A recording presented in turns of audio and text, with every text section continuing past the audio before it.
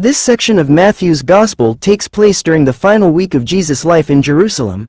He is in direct and public conflict with the religious leaders. The parable of the wedding feast is the third in a series of parables, following the two sons and the tenants, aimed directly at them, illustrating the consequences of rejecting God's invitation.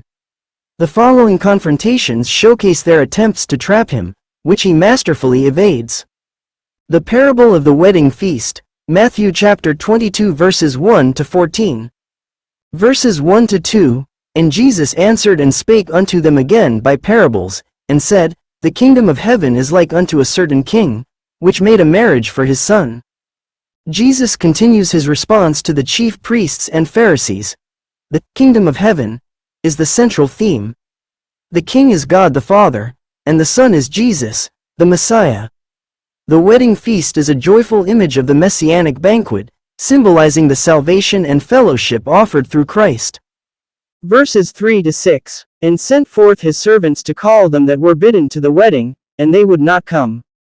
Again, he sent forth other servants, saying, Tell them which are bidden, Behold, I have prepared my dinner, my oxen and my fatlings are killed, and all things are ready, come unto the marriage.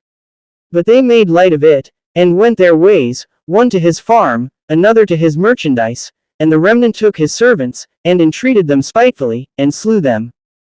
The servants, or the prophets, and later, John the Baptist and Jesus' own disciples. The bidden guests are the people of Israel, especially the religious establishment who were historically called by God. Their refusal is not just apathy, made light of it, but active hostility, mirroring Israel's history of persecuting and killing the prophets, Acts 7:52. The excuses about business and farm represent worldly preoccupations that blind them to God's ultimate invitation. Verse 7, But when the king heard thereof, he was wroth, and he sent forth his armies, and destroyed those murderers, and burned up their city. This is a stark and prophetic judgment.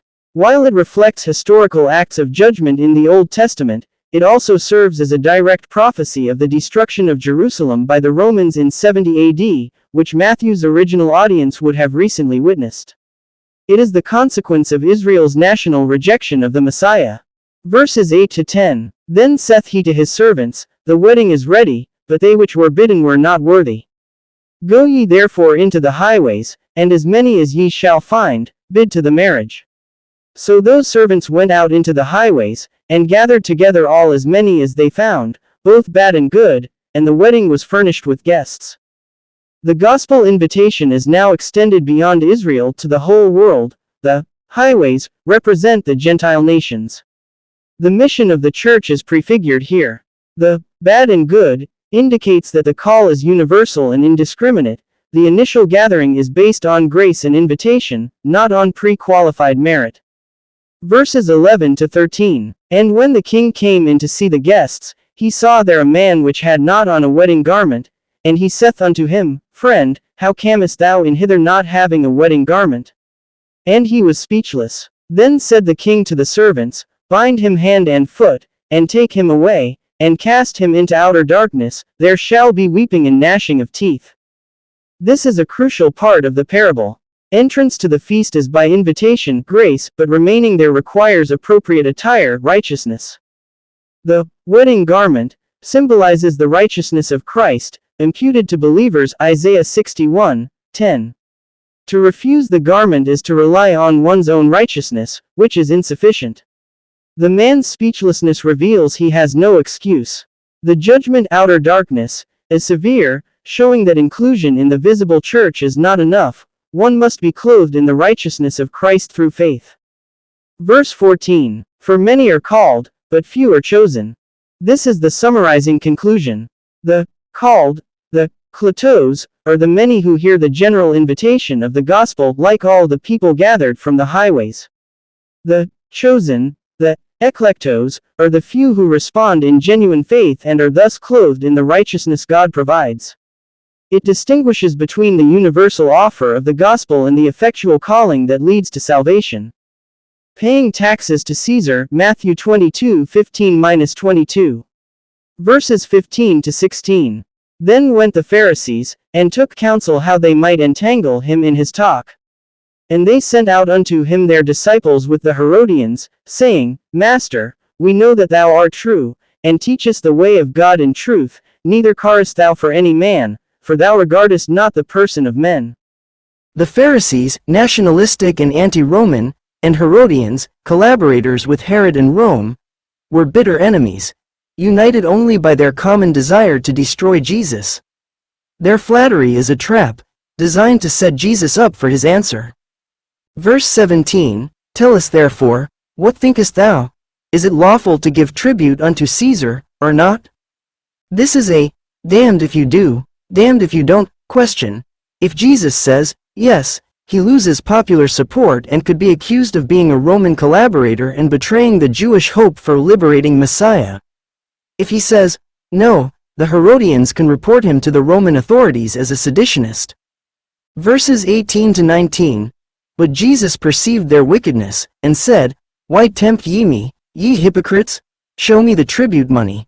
And they brought unto him a penny. Jesus immediately exposes their malicious intent. By having them produce a Roman denarius, he forces them to handle the very object of their question, demonstrating their own practical involvement with the Roman system. Verses 20 to 21, And he saith unto them, Whose is this image and superscription? They say unto him, Caesar's. Then saith he unto them, Render therefore unto Caesar the things which are Caesar's, and unto God the things that are God's. This is a masterful answer. The coin bears Caesar's image, marking it as his currency, used for the economic and civil functions of the state. Therefore, it is right to pay taxes for those services. However, the ultimate punchline is, and to God the things that are God's. As human beings are made in the image of God, Genesis chapter 1 verse 27, we owe God our entire selves, our ultimate allegiance, worship, and love. Jesus establishes a principle of dual citizenship. Believers have responsibilities to the civil government, but a supreme and total obligation to God. Verse 22, When they had heard these words, they marveled, and left him, and went their way. Jesus' answer completely disarmed them. He avoided the political trap, affirmed civic duty without compromising ultimate loyalty to God, and left them in stunned silence. Matthew 22:23. The same day came to him the Sadducees, which say that there is no resurrection, and asked him. This verse sets the stage for the next confrontation. The Sadducees were the aristocratic, theological illiberal party who accepted only the first 5 books of Moses, the Torah, and denied the resurrection of the dead, angels, and spirits. Acts chapter 23 verse 8.